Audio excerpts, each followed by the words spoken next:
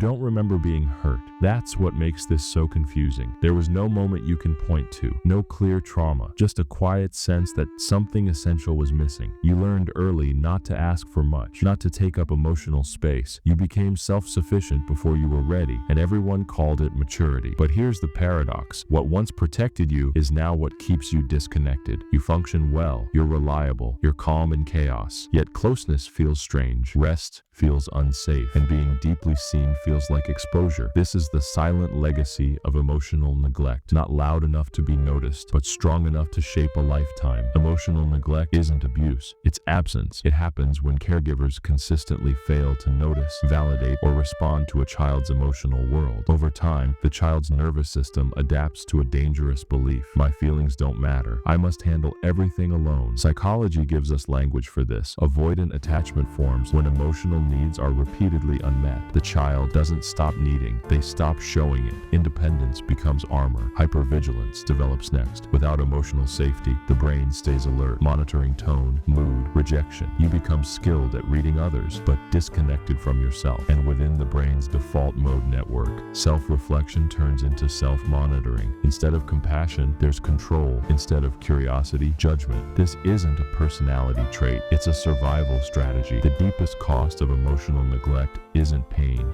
it's grief. Grief for the self that never fully emerged, for the needs that were never named, for the softness that never felt safe. So you adapted. You traded authenticity for acceptance, need for self-reliance, expression for composure. Carl Jung warned that what is not made conscious will be lived out unconsciously. Emotional neglect teaches you to live half-aware, present, but not fully inhabited. You may fear rest because stillness brings you face-to-face with unmet needs. You may fear judgment because no one taught you your feelings were valid. You may fear abandonment because emotional presence was never reliable. This is invisible grief, and it's heavy. Children who were emotionally neglected become adults who appear strong but feel alone. You might notice in relationships you struggle to ask for support. You minimize needs. Vulnerability feels unsafe. At work, you overfunction quietly. You tie worth to usefulness. Burnout feels normal. With boundaries, you tolerate too much. Saying no brings guilt. Emotionally, you analyze feelings instead of feeling them. Shutdown feels safer than expression. Identity, you know who you are in roles, but not in rest. Self-worth, you believe love must be earned by being low maintenance. These are not flaws. They are coping mechanisms, and what was learned for survival can be unlearned for connection.